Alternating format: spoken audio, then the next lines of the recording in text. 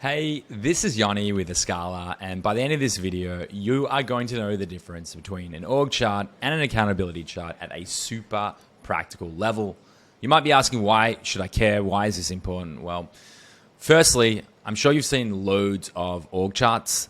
That's great. They really help with reporting lines, and that's really important. But when we talk about accountability charts, what we're really talking about is what is every specific accountability, what needs to happen for my brand, for my business to be successful. And just going through that exercise and documenting out all of those insights can have an absolute paradigm shift on your business from a clarity perspective.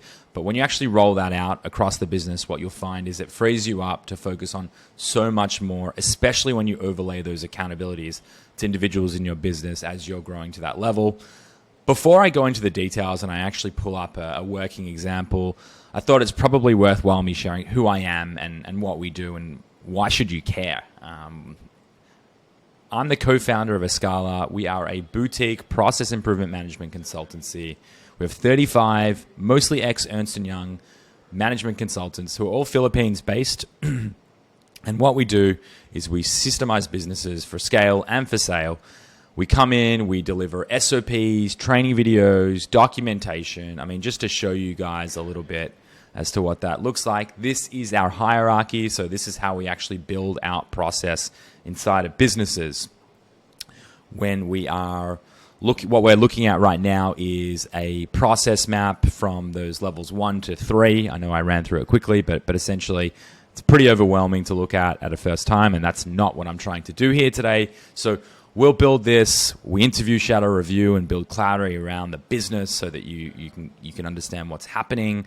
We build out all the SOPs, and we'll actually commit them to a project management tool. We love ClickUp, but we've done it with Confluence and Asana and Trello and Microsoft Teams and the works. But ultimately, a really funny thing happened when I was chatting with the Workspace 6 guys. What was really apparent is that our model's somewhat broken. And what I mean by that is, if you're familiar with the tagline for the dating app Hinge, theirs is designed to be deleted. And given the reason that we're here is to build out these comprehensive SOPs and processes so that you can find anything you need and understand, anyone can understand really in the business within 15 seconds what needs to happen.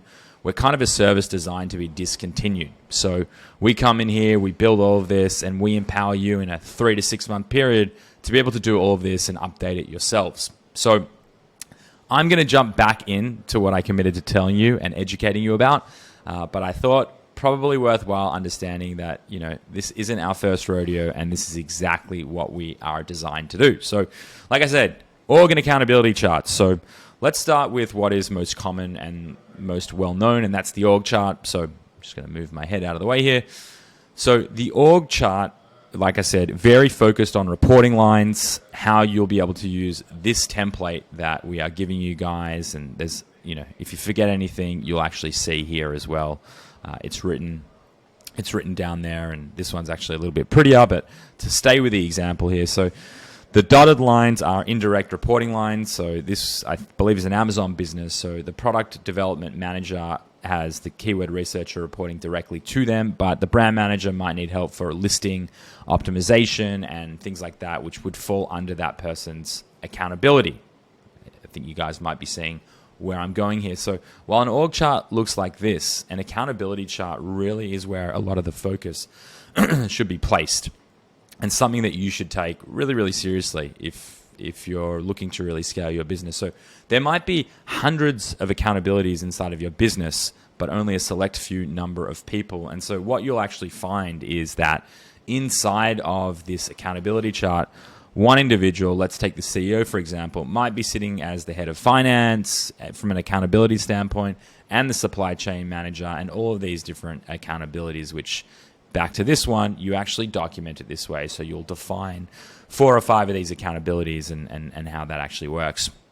So coming back to it, I mean, that's the main difference. You really want to think through and understand what are all the things that happen in my business to make it make sense and to make it work.